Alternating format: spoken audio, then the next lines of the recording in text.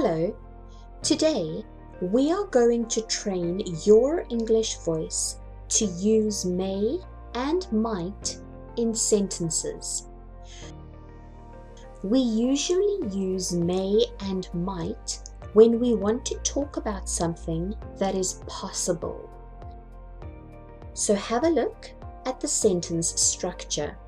We have the subject, I, you, or third person, he, she, it, may or might, followed by the verb be, going, seeing, watch, listen, etc.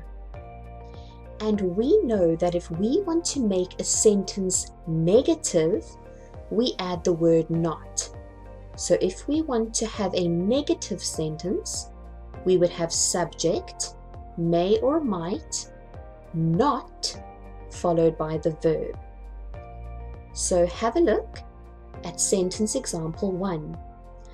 I may buy some tickets today. Subject I, followed by may, followed by the verb. Another example, I may be going to a concert next weekend. Subject, may, verbs be, going. Let's have a look at the negative sentence example. I might not buy some tickets today. Subject I, followed by might, not. Not makes it negative, followed by the verb buy.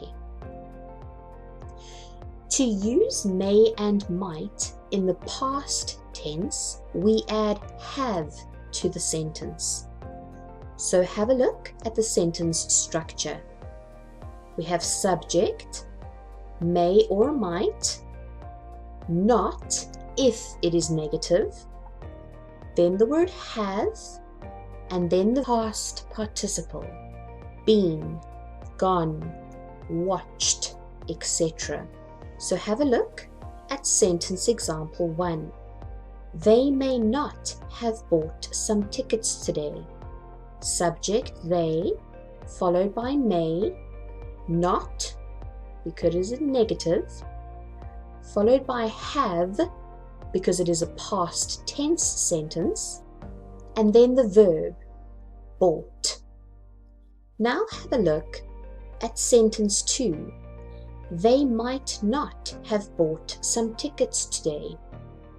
Do you see that may and might can be used interchangeably?